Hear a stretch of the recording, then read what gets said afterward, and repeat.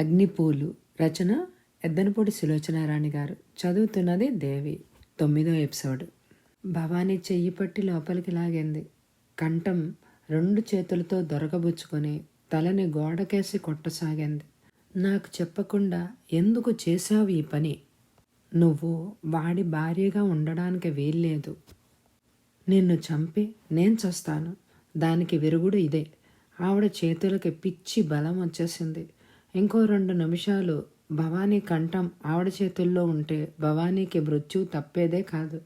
కృష్ణ చైతన్య ఒక్క అంగలో తల్లి దగ్గరకు వచ్చాడు. చెల్లెలి కంఠం నులుముతున్న తల్లి చేతుల్ని బలవంతంగా విడదీశాడు. భవానీ తల్లి చేతుల్లోంచి విడిపోగానే చావు తప్పిన పిట్టలాగా వచ్చి కృష్ణ చైతన్యాన్ని ఖర్చుకుపోయింది. రాజేశ్వరి ఉన్మాదిలా ఆవేశపూరితురాలైన కనకదుర్గలాగా మళ్ళీ కూతురు వైపు రాబోయింది. కృష్ణ చైతన్య చెల్లెలి భుజాల చుట్టూ చెయ్యేసి పక్కకు తిప్పి తల్లికి అందకుండా చేశాడు. అమ్మా, నీకేమైనా మతిపోయిందా? అవతల మేనేజర్ ఉన్నాడు. ఆ పొలం తగాదా తీర్పుకొచ్చిన ఊరి పెద్దలు ఉన్నారు. వాళ్ళంతా వింటే ఏమనుకుంటారు? ఏమైనా అనుకోనీరా, నేను దీన్ని వదలను.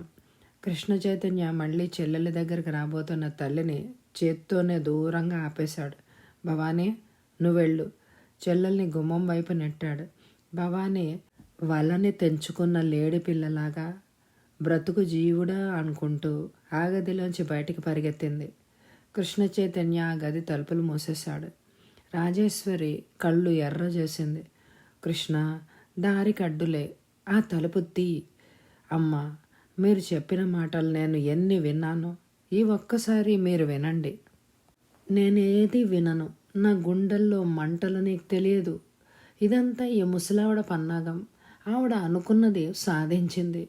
వాళ్ళిద్దరికి పెళ్లి చేసింది. కానీ ఈ పెళ్లి చెల్లదు. బీనాకేం తెలియదు. నేను రుజువు చేస్తాను. అమ్మా, బీనా తెలుసో తెలియకో తప్పు చేసింది. దాన్ని మనం మరింత రచ్చకెక్కిస్తే ఎవరు నవ్వులు పాలవుతారో మీరే ఒక్కసారి ఆలోచించండి. నష్టపోయేది బీనా కాదు, మనం. ఇన్నాళ్ళు మీరు ఓర్మితో ఎన్నో విషయాలు మనసులో పెట్టుకొని మూగగా భరిస్తూ వచ్చారు. అవన్నీ మీకు పరీక్షలు కాదు, ఇదే అసలైన పరీక్ష. నన్ను ఏం చేయమంటావురా? ఆవిడ నిస్సహాయంగా చూసింది. 1 నిమిషం కూర్చుని ప్రశాంతంగా ఆలోచించండి. భవానీ మైనారిటీ దాటిన పిల్ల. మనం ఏం చేసినా పెళ్లి చల్లకుండా మాత్రం చేయలేం. రాజేశ్వరికి ఏడుపు వచ్చేసింది. అక్కడున్న కుర్చీలో కూలబడుతూ, ఇది ఇట్లా చేసిందేమంటరా? వాడిని కాకుండా ఇంకెవ్వరిని చేసుకున్నా నేనేమనేదాన్నే కాదు. చివరికి వీధిన పోయి అడుక్కు తినేవాడిని చేసుకున్నా నేను అభ్యంతరం పెట్టేదాన్నే కాదు. కానీ ఆ బాబీ, వాడికి నిలకడ లేదురా. మీకు తెలియదు, మన మీద వాళ్ళకి ప్రేమేం లేదు. బీనాని బాధ పెట్టడానికే వాడు పెళ్లి చేసుకుని ఉంటాడు. పోనీ అలాగే అనుకున్నా, అదంతా బీనా చేతులారా చేసుకున్నది. ఎవరి కర్మని ఎవ్వరూ తప్పించలేరు. ఈ విషయం మీరు ఎరగందేమీ కాదు. అవునయ్యా, నిజమే. చాలా చాలా చక్కటి నిజం చెప్పావు. ఎంత పచ్చి నిజం. ఎవరి కర్మ వాళ్ళదే. ఈ కర్మ అంతా నాదే. నేను అనుభవించక తప్పదు. దాందేం లేదు. ఇదంతా నా దురదృష్టం. ఆవిడ ఏడవసాగింది. కృష్ణ చైతన్య తల్లి దగ్గరగా వచ్చాడు. అమ్మా, అనునయంగా పిలిచాడు. ఆవిడ తలెత్తి వేలగా చూసింది. అతని చెయ్యి పట్టుకుంటూ అంది, కృష్ణ, ఇది నిజం కాదని చెప్పరా? ఇది పీడకలని చెప్పరా? నేను నమ్మలేను. నా వల్ల కావడం లేదురా. నేను బ్రతకలేనురా. నాకు చావడానికి త్వరగా ఏదైనా ఇవ్వరా? రాజేశ్వరి నరక యాతన పడుతున్న మనిషిలాగా అడగసాగింది. కృష్ణ చైతన్య తల్లి వైపే చూస్తున్నాడు. అతని గొంతులో ఏదో అడ్డుపడ్డట్టే అయింది. పిల్లల కోసం తల్లి పడిన తాపత్రయం అతనికి తెలుసు. ఎంతసేపు పిల్లలు. ఆవిడ ఆలోచనలు సర్వస్వం పిల్లలే. పిల్లల మీదనే కేంద్రీకృతమై ఉండేవి. పిల్లల్ని బాగా చదివించాలి. వాళ్ళ పెళ్ళిళ్ళు గొప్పగా చేయాలి. ఎంతసేపు ఆవిడ ఇదే లోకం. ఏ పిల్లల కోసం ఆవిడ ఎంత చేసిందో ఆ పిల్లలే ఆవిడ కడుపులో చిచ్చు పెడుతున్నారు. ఆవిడ అనేది ఒక వ్యక్తి ఉన్నట్టుగా గుర్తులేనట్టు తమ తమ ఇష్టాలు నెరవేర్చుకుంటున్నారు. రాహుల్ ఇలా తిరగడానికి ఆవిడకి ఇష్టం లేదు. అయినా రాహుల్ అలా తిరుగుతూనే ఉన్నాడు. భవానీ బాబీని చేసుకోవడం ఇష్టం లేదు. కానీ భవానీ బాబీనే పెళ్లి చేసుకుంది. ఎంతో ఇష్టంగా పెంచి పెద్ద చేసిన పిల్లలు వాళ్ళు. అన్నీ ఆవిడకి అయిష్టమైనవి, బాధ పెట్టే పనులే చేస్తున్నారు. అందుకే ఆవిడ ఇదంతా నా కర్మరా అని వాపోతోంది. పిల్లలతో ఇలాంటి బాధలు పడాల్సి వస్తుందని తెలిస్తే ఏ తల్లిదండ్రులు వాళ్ళ మీద ఇంత మమకారం పెంచుకోరేమో. భవానీ పెళ్లి కోసం ఆవిడ ఎలా ఊహించిందో, ఎంత ఘనంగా చెయ్యాలని కలలు కన్నదో కృష్ణ చైతన్యకి బాగా తెలుసు. అందుకే ఈ క్షణంలో తల్లి పడుతున్న దుఃఖం చూస్తుంటే అతని కళ్ళు చెమ్మగిల్లాయి. తనెంత అనునయించినా ఆవిడ గుండెల్లో అయిన ఈ గాయం మానదని అతనికి తెలుసు. బీనా తనతో ఒక్క మాట చెప్పి ఉంటే బాగుండేది అని అనిపించింది. భవానీ బాబీ వివాహం చేసుకున్నారనే వార్త రాజేశ్వరి కంటే మిన్నగా జేనీని నిశ్చేష్టురాల్ని చేసింది. కలలో కూడా ఊహించలేని ఈ పరిణామం జేనీ గుండెలని కలవరపరిచింది. ఈ ప్రపంచంలో తనకి ఉన్న ఒక్కగానొక్క ఆత్మీయుడిని వాళ్ళు తన నుంచి దోచేసినంత కోపంగా అనిపించింది. కనీసం ఒక్క మాట అయినా బాబీ తనతో చెప్పలేదు. జేనీకి చాలా రోషంగా, చెప్పలేని బాధగా ఉంది. ఎప్పుడు బాబీని తీసుకుని ఈ దేశం నుంచి వెళ్ళిపోదామా అని రోజులు లెక్క పెట్టుకుంటున్న జేనీకి ఇది పెద్ద ఆశనిపాతం అయింది. ఎవరితో చెప్పుకుంటుంది తన బాధ? ఎవరితో పంచుకుంటుంది ఒంటరితనం? బాబీ ఈ భవానీని కాకుండా ఇంకెవ్వరిని చేసుకున్నా తనకి ఎంత బాధ ఉండేది కాదు. జేనీకి బాబీతో మాట్లాడే అవకాశమే చిక్కడం లేదు. బాబీ భవానీని ఒక్క క్షణం కూడా విడిగా ఉంచడం లేదు. బాబీ ఊరి ప్రయాణం సంగతి ఎత్తే పరిస్థితిలోనే లేడు.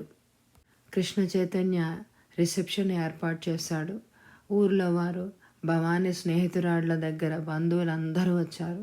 భవానీకి బాబీకి ఆర్భాటపు వేడుకల మీద ఇష్టం లేదని, అందుకే సింపుల్గా రిజిస్టర్ మ్యారేజ్ చేసుకున్నారని అన్నపూర్ణమ్మ గారు అందరికీ చెప్పింది. రాజేశ్వరి తెచ్చిపెట్టుకుని నవ్వుతూ తిరిగింది. రాహుల్ పరాయి మనిషిలాగా ఆ సమయానికి వచ్చి బహుమతులను అందజేసి వెళ్ళాడు. జేనీ ఒక్కతే ఓ పక్కగా నిలబడి ఉంది. బాబీ వచ్చిన అతిథులతో కరచాలనం చేస్తూ ఎంతో సరదాగా నవ్వుతూ మాట్లాడుతున్నాడు. బాబీ ఆనందంగా ఉన్న ఆ తీరు చూస్తే జేనీకి ఈర్ష్య కలిగింది. ఎంత హాయిగా వాళ్లలో కలిసిపోయాడు.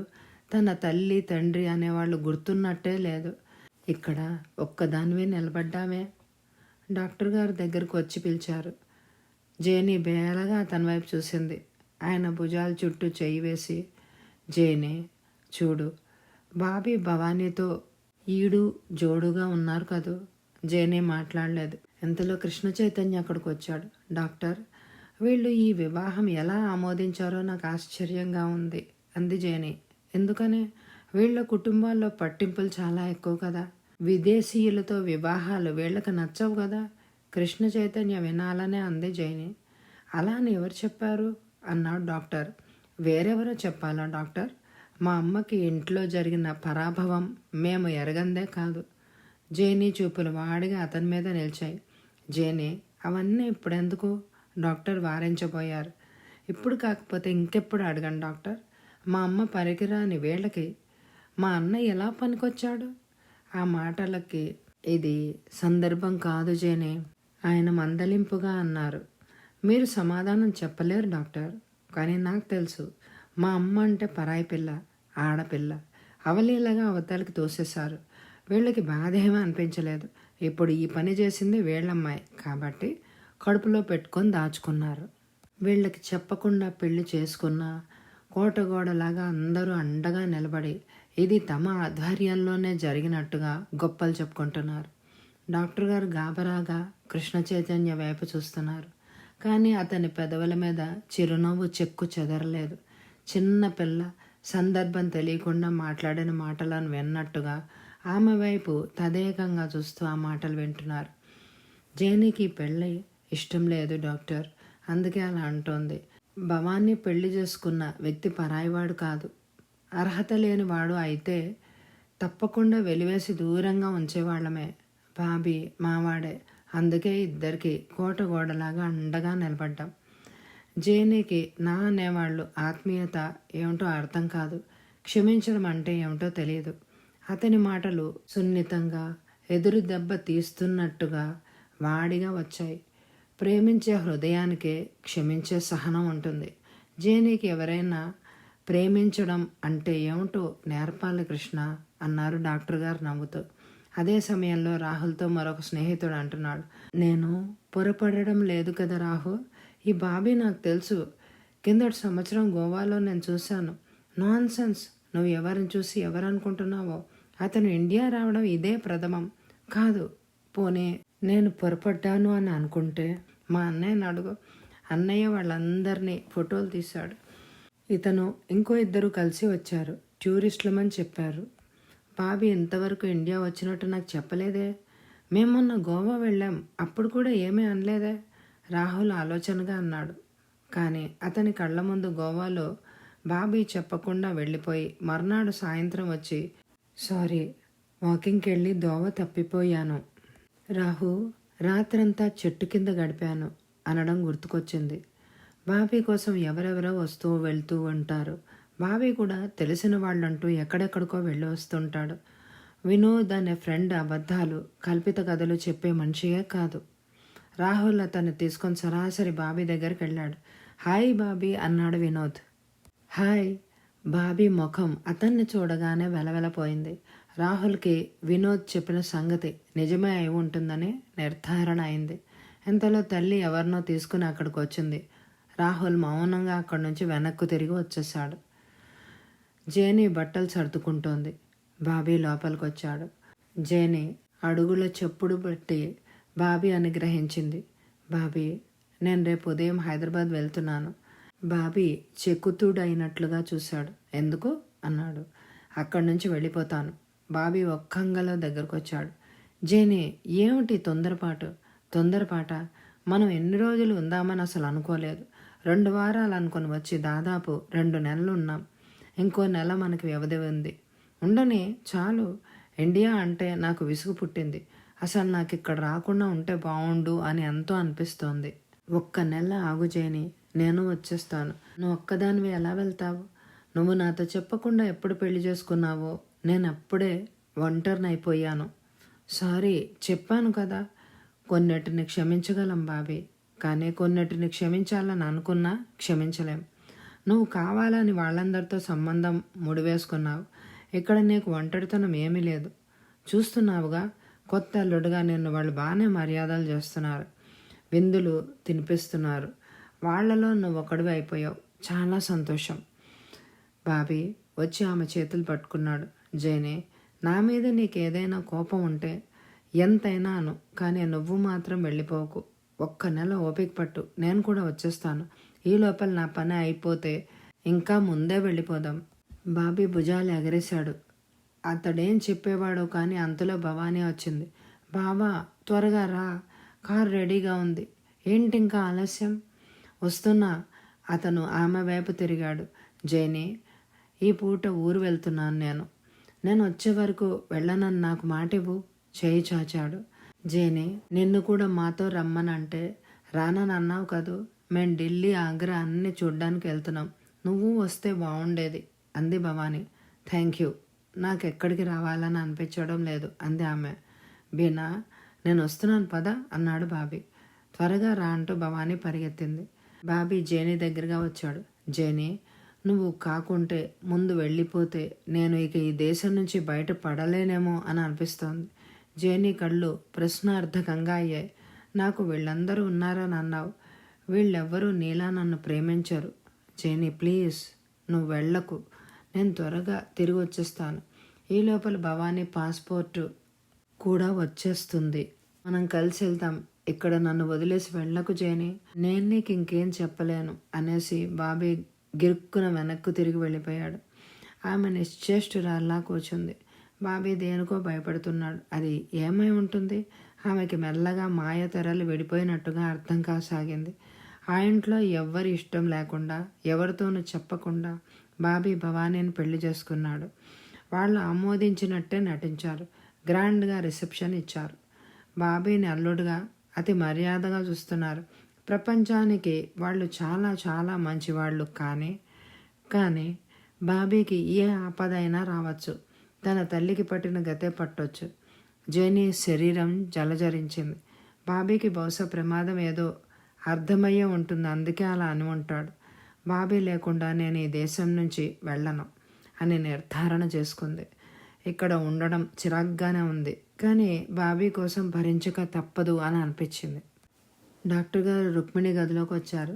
రుక్మిణి ఆయన్ని చూడగానే చూస్తున్న ఉత్తరాలు పక్కన పెట్టింది. రండి డాక్టర్ అంది. డాక్టర్ గారు అక్కడున్న కుర్చీ జరుపుకొని కూర్చున్నారు. నీలి, ఓ నీలి, రుక్మిణి గొంతెత్తి పిలిచింది. నీలి ఎప్పట్లా వస్తున్నానమ్మా అంటూ మారు పలకలేదు. దీనికి ఈ మధ్య ఏమైందో డాక్టర్ గారు, ఒట్టి మన్ను తిన్న పాములాగా మందకొడిగా అయిపోయింది. ఆ గంతులు, నవ్వులు, అల్లరి లేనే లేవు. పిలిస్తే వెంటనే రాదు. ఉదయం మీ దగ్గరికి వెళ్ళి చూపించుకొని ఏదైనా మందు తెచ్చుకోమని చెప్పాను. వచ్చిందా? వచ్చింది. పరీక్ష చేశారా? మందులు ఇచ్చారా అంటే ఇవ్వలేదని చెప్పింది. అది అసలు మీ దగ్గరకు రానే లేదేమో అని అనుకున్నాను నేను. నిన్ను అడిగి మందులు వ్రాద్దామని నేనే ఇవ్వలేదు రుక్మిణి. ఆయన కూడా రోజులా హుషారుగా లేరు.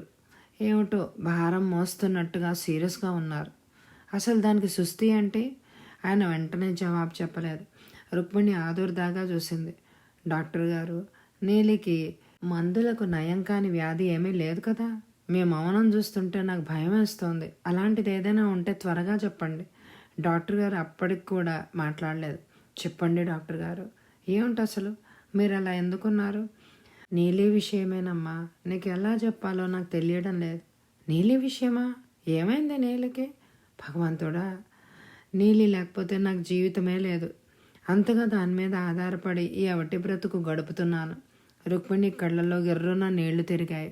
రుక్మిణి, నువ్వు అనవసరంగా కంగారు పడకు. నీలికి నయం చేయలేని సుస్థి ఏం రాలేదు, సరేనా? అమ్మయ్య, అలా చెప్పండి. నాకేమిటో భయం వేసింది. ఈ రోజుల్లో మందులు ఎంత అభివృద్ధి చెందాయో వాటికి అందని రోగాలు కూడా అన్నీ ఎక్కువ అవుతున్నాయి. నీలికి ఏ క్యాన్సరో ఏ గుండె జబ్బో? చిచి, అలాంటివేం కాదు. నీలి చాలా ఆరోగ్యంగా ఉంది. మరి మీరు ఎందుకని కంగారు పడుతున్నారు? రుక్మిణి నిలదీసింది. మొదట నా మాటకి జవాబు చెప్పు. నీలి రోజు ఎక్కడ పడుకుంటుంది? ఈ పక్క గదిలోనే సిద్ధుతో.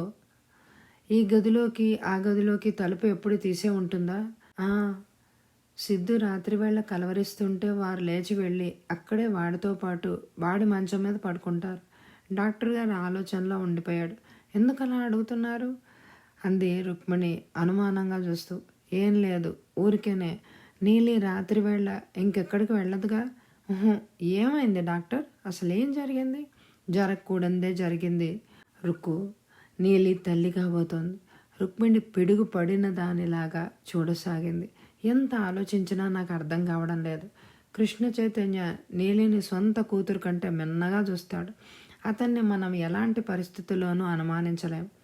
డాక్టర్, రుక్మిణి గాబరాగా చూసింది. ఆ చూపుల్లో భయం, ఆందోళన, అపనమ్మకం రెపరెపలాడాయి. డాక్టర్ గారు తగ్గు స్వరంతో నెమ్మదిగా అన్నారు. నువ్వు నీలిని పిలిచి దగ్గర కూర్చోబెట్టుకొని మెల్లగా అడుగు. ఆ వ్యక్తి ఎవరో తెలుసుకోవడం చాలా అవసరం. బయట వ్యక్తి ఎవరైనా అయితే నీలికిచ్చి పెళ్లి చేయొచ్చు. ఇంట్లో మనిషి అయితే ఈ రహస్యం మీ మధ్యనే శిథిలం అయిపోవడం ఉత్తమం. అత్తగారికి తెలుసా? తెలియదు. తెలియచేయడం నా బాధ్యత. నేను నీలిని ఎంత అడిగినా ఏం చెప్పలేదు. ఒక్క మాట కూడా దాని నోటి నుంచి చెప్పించలేకపోయాను. ఆయనకు తెలుసా? నేను ఇంకా ఎవ్వరికి చెప్పలేదు రుకో. నువ్వు కృష్ణ చైతన్యకి చెప్తే బాగుంటుందనేదే నా ఉద్దేశం. నేను వస్తాను, చాలా పని ఉంది. పక్క ఊరిలో కలరా ఎక్కువగా ఉంది, అక్కడికి వెళ్ళాలి. ఉదయం నుంచి నీ దగ్గరికి రావాలనే తాపత్రయం. ఇప్పటికీ బలవంతంగా తెంచుకొని బయటపడి వచ్చాను. నేను త్వరగా వెళ్ళాలి. ఆయన లేచి వెళ్ళిపోబోతూ ఆగి, మీ అత్తగారికి కనిపించి వెళ్తాను. ఇలాంటివి దాచి లాభం లేదు. నేను మళ్ళీ వస్తాను అని వెళ్ళిపోయాడు. రుక్మిణి నిశ్చేష్టురాల్లాగా కూర్చుండిపోయింది. నీలి తల్లి కాబోతోందా? పసిపిల్లలాగా పరుగులు పెడుతూ పెంపుడు పెట్టలాగా తన చుట్టూ తిరిగే నీలి ఇలాంటి పని ఎప్పుడు చేసింది? దాదాపు అరగంట తర్వాత రుక్మిణి కూడా ఇంకా అదే కుర్చీలో అలాగే కూర్చునుంది. రుక్మిణి చేతివేళ్ళు అల్లిక పని సాగిస్తున్న మనసు పరిపరి విధాల పోతోంది. నీలి చేత ఆ నిజం ఎలా రాబట్టాలి?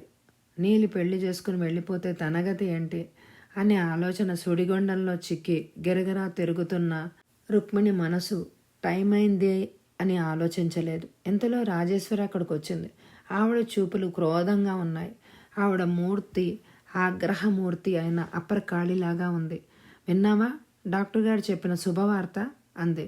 రుక్మిణి ఆవిడ వైపు భయంగా బేలగా చూసింది. రాజేశ్వరి తన మనసులో కదిలిన కోపం దాచుకోలేదు.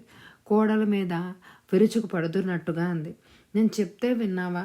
వాడికి రెండో పెళ్లి చేస్తానమ్మా అని చెవిని ఇల్లు కట్టుకొని పోరినా నా మాటని చెవిని వేసుకున్నావా? నన్ను ఒక బద్ధ శత్రువుని చూసినట్టే చూశావు. నీ ఆనందం అంతా నేను దోచుకున్నట్టు భావించావు. ఇప్పుడు ఏం జవాబు చెప్తావు? ఈ అరిష్టానికి నువ్వే కారణం. ఇప్పుడు నీ కళ్ళు చల్లగా ఉన్నాయా? అత్తయ్య, నేనేం చేశాను?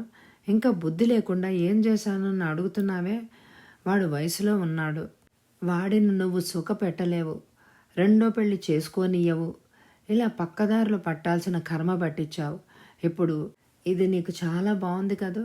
రుక్మిణి చేతుల్లోకి మొహం దించుకొని ఏడవసాగింది. ఒక పక్క ప్రాణప్రదమైన భర్త, రెండో పక్క కన్న బిడ్డలాంటి నీలి. ఈ ఇద్దరికి సంబంధం ఊహించలేకపోతోంది రుక్మిణి. ఈ బాధ రెండో పెళ్లి చేసుకున్న దానికంటే ఎక్కువగా ఉంది. పైనుంచి అత్తగారి అరుపులు, ఈసడింపులు. రుక్మిణి జవాబు చెప్పలేనట్టుగా కుంగిపోయిన దానిలా కూర్చుంది. అసలు నిన్ను అనాల్సిన పనేం లేదు. ఈ తప్పంతా నాదే. ఆనాడే బలవంతం పెట్టి వాడికి రెండో పెళ్లి చేసి ఉండాల్సింది. నీ గురించి ఆలోచించడం మా కొంపకి ఈ తెప్పలు వచ్చాయి. ఇప్పుడు వాడిని దోషి అంటారంతా. ఏం చేస్తావు? ఆ నీలిని భర్తనిచ్చి పెళ్లి చేసి సవతిని చేసుకుని ఇంట్లో ఉంచుకుంటావా? లేక డాక్టర్ గారితో చెప్పి గుట్టు చప్పుడు కాకుండా ఆ పాపాన్ని రూపుమాపమంటావా? హవ్వ, మా ఇంట వంట లేదు. ఇలాంటి పాడు పని. రుక్మిణికి ఏడుపే సమాధానమైంది. సిగ్గు లేకుండా ఏడుపు ఒకటి.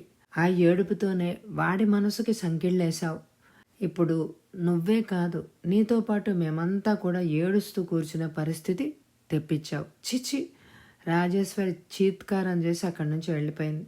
రుక్మిణి మతి చాంచల్యం వచ్చిన దానిలాగా గొంతెత్తి అరిచింది. నీలి, ఓ నీలి, నీలి! నీలి ఆ పక్క గదిలో ఉన్నట్టుంది. మెల్లగా గుమ్మంలోంచి యువతలకు వచ్చింది. నీలి అంతవరకు ఏడుస్తున్నట్టుగా ముఖం వాచి ఉంది. వస్తున్న ఏడుపును ఆపుకున్నట్లుగా నోట్లో పైట కొంగు కుక్కుకుంది. ఇలా రా. నీలి మెల్లగా వచ్చింది. రుక్మిణి అందేంత దగ్గరగా వస్తే నీలి చెయ్యి దొరకబుచ్చుకుని రుక్మిణి నీలిని వంగదీసి ఆ చెంప ఈ చెంప వాయిస్తున్నట్టుగా ఈడ్చి కొట్టింది. పాపిష్టిదాన, ఈ మాట డాక్టర్ గారికి ఎందుకు చెప్పావే?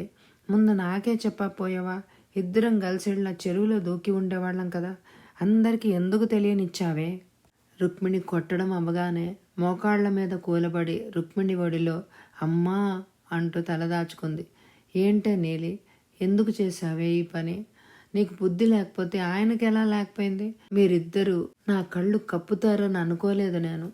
ఆయన నా ముందు చూపిస్తున్నదంతా ప్రేమే అనుకున్నాను. నా వెనక నాటకమాడే మనిషి అని అనుకోలేదు. అమ్మా, నన్ను ఎన్నైనా తిట్టండి అమ్మా, మీ ఇష్టం వచ్చినట్టు కొట్టండి. కానీ అయ్యగారిని మాత్రం ఏమీ అనకండి. ఆయన తప్పేం లేదమ్మా, తప్పంతా నాదే. అయ్యగారు దేవుడమ్మా ఏడుస్తూ అంది. నీలి కృష్ణ చైతన్యాన్ని వెనకేసుకు రావడాన్ని చూసి రుక్మిణికి దుఃఖం అంతా అంతులేని ఆగ్రహంగా మారిపోయింది. నోరు ముయ్యవే, మూసుకో, నోరు మూసుకో. ఇంకొక మాట మాట్లాడావా చంపేస్తాను అంటూ ఒడిలో ఉన్న నీలి తలని తోసేసింది. కృష్ణ చైతన్య గదిలోకి వచ్చాడు. ఏంటి రుక్కు? అతను ఏడుస్తున్న నీలిని, కోపంగా ఉన్న రుక్మిణిని చూశాడు. రుక్మిణి భర్త వైపు చూసింది.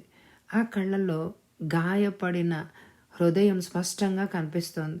రుక్మిణి ఏడవసాగింది. కృష్ణ చైతన్య దగ్గరికి వచ్చాడు. రుక్కు, చాలు చాలు, మీ ప్రేమకి నా కడుపు నిండిపోయింది. ఇక చాలండి, ఈ నటన ఆపేయండి, నన్ను ముట్టుకోకండి. రుక్మిణి చచ్చిపోయిందండి, అందుకే మీరు నీలితో. నీలి, నువ్వు వెళ్ళు అన్నాడు కృష్ణ చైతన్య. నీలి లోపల గదిలోకి వెళ్ళిపోయింది. నన్ను చావనీయకుండా బ్రతికించింది ఎందుకేనమాట. రుక్మిణి హృదయ విదారకంగా ఏడవసాగింది. రుక్కు కృష్ణ చైతన్య దగ్గరికి వెళ్ళబోయాడు. ఆగండి, నా దగ్గరికి రాకండి, నన్ను ముట్టుకుంటే సిద్ధు మీద ఒట్టే. కృష్ణ చైతన్య ఆగిపోయాడు. అతని కళ్ళలో బాధ రెపరెపలాడింది. సరే రుక్కు అన్నాడు. అతను ఆ గదిలోంచి వెళ్ళబోతే ఆగి అన్నాడు. రుక్కు, నా మీద నీకు ఎంత ప్రేమ ఉందో దానికి ఇది ఒక పరీక్ష అన్న సంగతి మర్చిపోకు అని వెళ్ళిపోయాడు. రుక్మిణి ఏడుపు మరింత ఎక్కువైంది. కలవారింట్లో పిల్లి మ్యావన్న ఊరి వారందరూ వినోదం చెప్పుకోవడం లోక సహజం. నీలి తల్లి కాబోతున్న వార్త ఎంత రహస్యంగా దాచాలని రాజేశ్వరి ప్రయత్నించిందో నౌకర్ల ద్వారా వార్త అంతా పైకి పొక్కిపోయింది. అందరూ ఎవరికి తోచిన విధంగా వారు కథలు కల్పించుకుని చెప్పుకోసాగారు. కృష్ణ చైతన్య వస్తుంటే వరండా దిగువన మొక్కల మధ్య గుసగుసలాడే పనివాళ్ళు గబుక్కున మాటలాపి పనిలో చేతులు పెడతారు. రుక్మిణి భర్తతో మాటే మానేసింది. రాజేశ్వరికి జీవితంలో మొట్టమొదటిసారిగా పెద్ద కొడుకు మీద కోపం వచ్చింది. ఇదివరలో ఏ సమస్య వచ్చినా కృష్ణ అంటూ అతన్ని పిలిచి ఆ విషయం చెప్పి ఆ సమస్య భారం అతని మీద పడేసి తను నిశ్చింతగా ఉండేది. కొడుకు తప్పు చేశాడు అనే కంటే కొడుకుని గురించి అందరూ తలో రకం అనుకోవడం ఆవిడ సహించలేకపోతోంది. తన మాట విని కోడలు ఆనాడే వెదురుపాలెం అమ్మాయిని కృష్ణ చైతన్యని చేసుకొని ఇస్తే ఈ అనర్థం ఏమీ ఉండేది కాదని ఆవిడ బాధ. రాహుల్ చూడబోతే ఆ తీరు. భవానీ ఏమో ఆ పని చేసింది. ఆవిడ ధైర్యం అంతా పెద్ద కొడుకే. పెద్ద కొడుకుని కేంద్రం చేసుకుని ఆవిడ జీవితం సాగిపోతోంది. చివరికి కృష్ణ చైతన్య కూడా అలా చేశాడు. పిల్లలందరినీ ఎంత క్రమశిక్షణలో పెంచి పెద్ద చేయాలని కలలు కన్నదో చివరికి అంత వ్యధ మిగిలింది. రాజేశ్వరికి జీవితం మీద విరక్తి కలగనారంభించింది. ఆవిడ కళ్ళ ముందు మాటి మాటికి మేరీ నిలబడి విరగబడి నవ్వుతున్నట్టే అనిపించింది. మాకు కాకుండా చేసిన ఆస్తి అంతా పిల్లలకి మీ ఆయన కట్టబెట్టాడుగా, నా పిల్లల కంటే నీ పిల్లలు ఏ ఉచ్చదశలో ఉన్నారు అని నిలదీస్తున్నట్టుగా ఉంది. ఆవిడ మనసులో కోపం పట్టలేక పనివాళ్ల మీద చీటికి మాటికి విరుచుకుపడసాగింది. ఒకరోజు సాయంత్రం కృష్ణ చైతన్యాన్ని అడిగేసింది. నీలి నేం చేయదలుచుకున్నావు? కృష్ణ చైతన్య మొహంలో రవంత కూడా కంగారు కానీ త్రోటుబాటు కానీ కనిపించలేదు. ఆశ్రమానికి పంపిద్దామని అనుకుంటున్నానమ్మా, అక్కడే పురుడు పోసుకుంటుంది. చి, మన ఇంటా వంట లేవు ఈ పనులు. ఏం చేస్తామమ్మా, అన్ని రోజులు ఒక్కలా ఉండవు కదా. కృష్ణ చైతన్య గుండె నిబ్బరానికి ఆవిడ విస్తుపోయింది. ఏదో ఉద్రేకంలో కాలు జారాడు, అందుకని ఆ బాధ్యత నెత్తిమీద వేసుకున్నాడు. అందరిలాంటి వాడు కాదు నా కొడుకు అనుకుంది లోపల. ఈ వార్త ఆ నోట జేనీ కూడా తెలిసింది. జేనీ పెదవుల మీద చిరునవ్వు మెదిలింది. ఆ తండ్రికి తగ్గ కొడుకే, పైకి పెద్ద మనిషి. పాపం ఏది చేసినా హుందాగానే చేస్తాడు. నీలిని ఆశ్రమాన్ని పంపిస్తాడు. సిగ్గు లేకపోతే సరి. పెళ్లి చేసుకోవడానికి ధైర్యం లేదు, లేక అర్హత లేదనో. బాబీ భవానీ ఉత్తర దేశ యాత్రలు చేస్తున్నారు. జేనీకి బాబీ ఉత్తరాలు రాస్తూనే ఉన్నాడు. ప్రతి ఉత్తరంలోనూ నువ్వు వెళ్ళిపోకు జేనీ అని అర్థిస్తూనే ఉన్నాడు. దానికి తోడు అన్నపూర్ణమ్మ గారికి ఒంట్లో బాగుండడం లేదు. ఆవిడ అహర్నిశలు జేనీని తన దగ్గర కూర్చోమని అంటోంది. ఆవిడతో పని మనిషి గుసగుస చెప్తున్నప్పుడే నీలి విషయం తను వింది. జేనీకి ఉదంతం చాలా సంతోషంగా ఉంది. కృష్ణ చైతన్య పైకి కనిపించే అంత పెద్ద మనిషి కాదని తెలిసేసరికి మనసుకి సంతృప్తిగా ఉంది. నీలి అన్నపూర్ణమ్మ గారి దగ్గరకు వచ్చింది. జేనీ అక్కడికి రాగానే నీలి లేచి వెళ్ళబోయింది. నీలి, జేనీ పిలిచింది. నీలి ఆగింది, కానీ తత్తరపడలేదు. ఇలా రా, ఎందుకలా వెళ్ళిపోతావు? నీకు వచ్చిన కష్టం నాకు తెలుసు. నీ స్నేహితురాలు లాంటి దాన్ని. ఇందులో నువ్వు సిగ్గుపడాల్సింది ఏమీ లేదు నీలి. ఈ తప్పు నీ ఒక్కదాందే కాదు. నీలి చేయి పట్టుకొని బలవంతంగా కూర్చోబెట్టింది. నీలి, నీకు ఒక మాట చెప్పనా? నీలి ఏమిటన్నట్టు చూసింది. నిన్నే స్థితికి తెచ్చిన వ్యక్తిని పెళ్లి చేసుకోమని నువ్వు ఎందుకు ఒత్తిడి చేయవు? నీలి కళ్ళు రెపరెపలాడాయి. ఆయనకి పెళ్ళయింది కదమ్మా. అయితే మాత్రం పెళ్ళంతో నీకేం సంబంధం? ఆ పెళ్ళానికి ఎలాగ నచ్చ చెప్పాలో ఆ వ్యక్తి చూసుకుంటాడు. నీ హక్కు కోసం నువ్వు పోరాడాలి. నీలి తల అడ్డంగా తిప్పింది. నా వల్ల కాదమ్మా. నాకు ఏ దారి చూపించాలో మా అయ్యగారికే తెలుసు. అయ్యగారు? నేను ఇంత అన్యాయం చేసిన ఆ వ్యక్తిని ఇంకా గౌరవిస్తున్నావా? అయ్యగారిని ఏమనకండమ్మా. మా అయ్యగారు లాంటి మనిషి ఈ ప్రపంచంలో ఎక్కడా ఉండరు. ఆయన దేవుళ్ళ లాంటి వాడు. నీలి అక్కడి నుంచి వెళ్ళిపోయింది. ఒట్టి పిచ్చిది అనుకుంది జేని.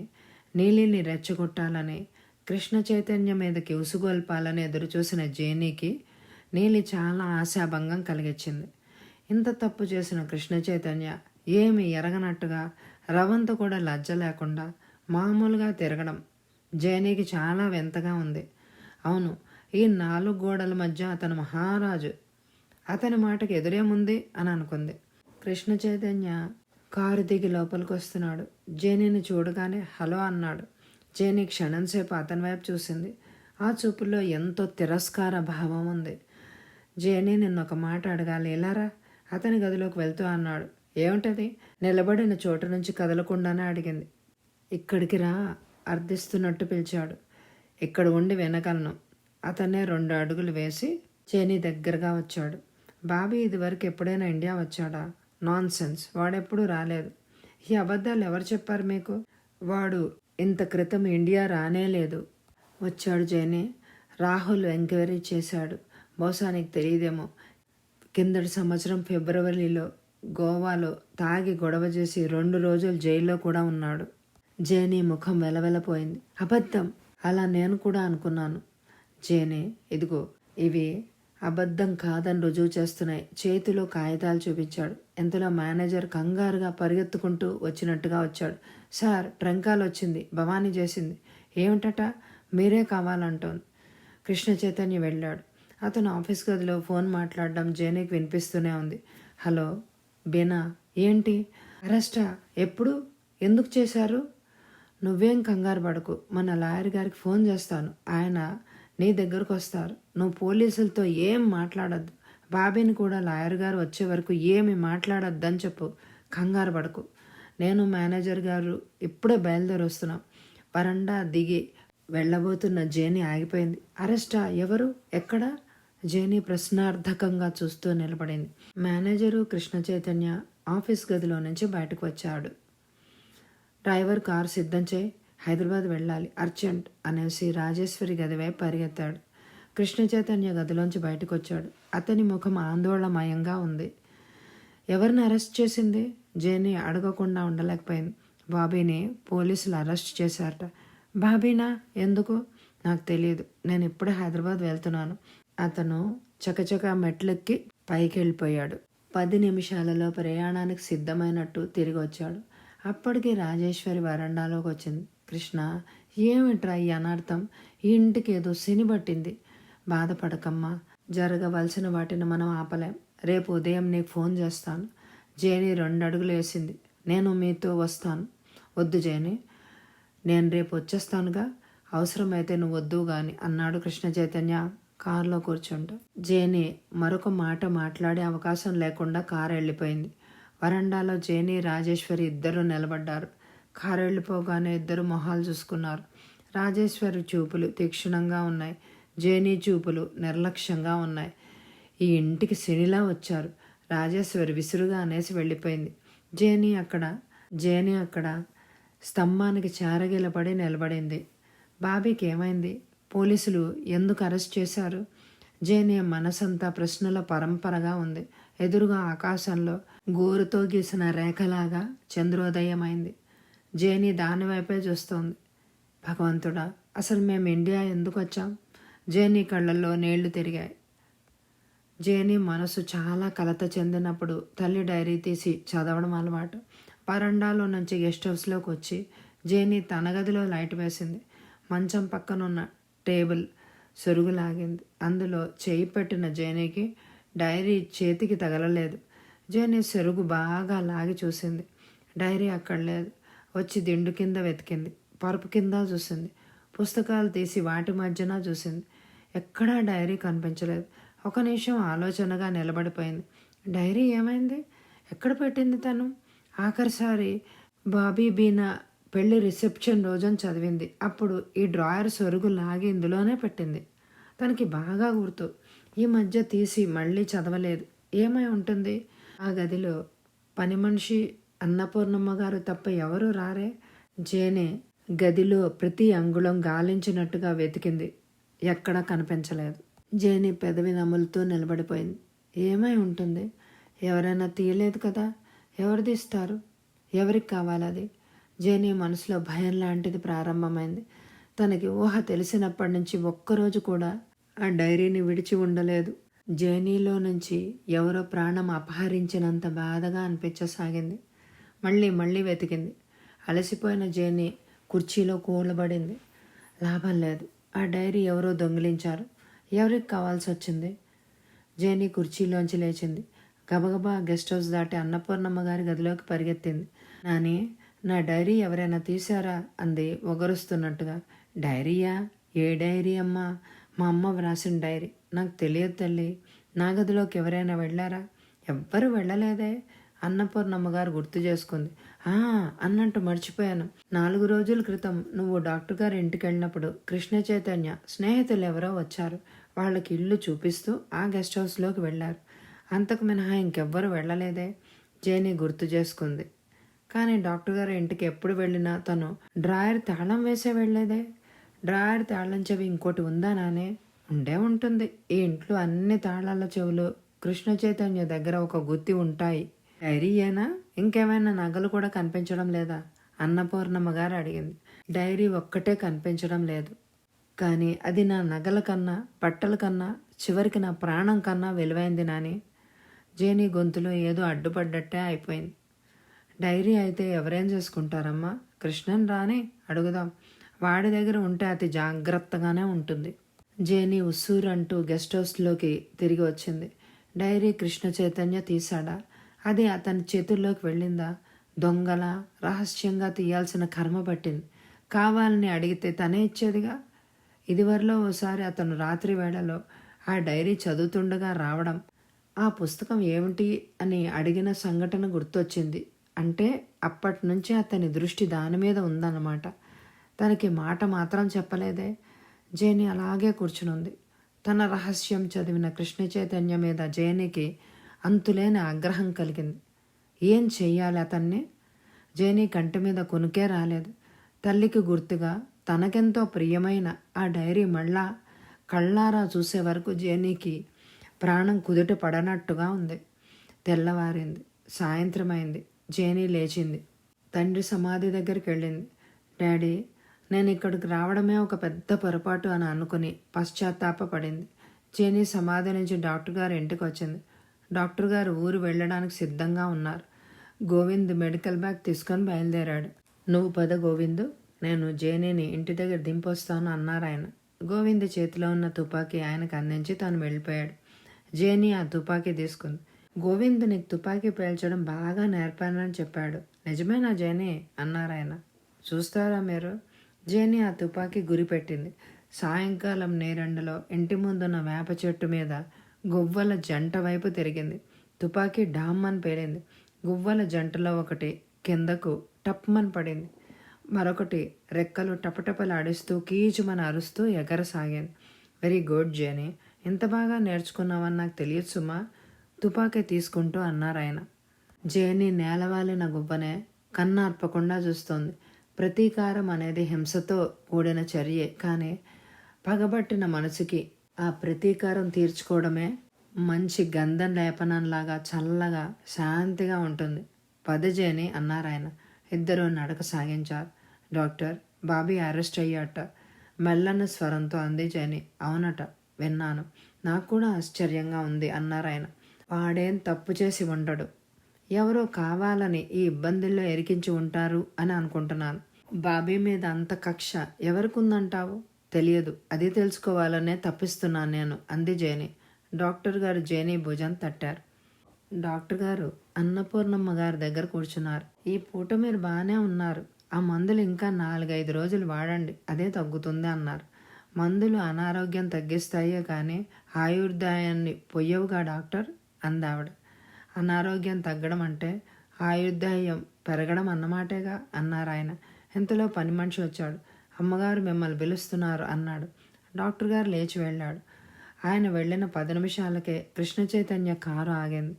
జేనీ కిటికీలోంచి చూస్తూనే ఉంది. అతను, మేనేజరు కారు దిగారు.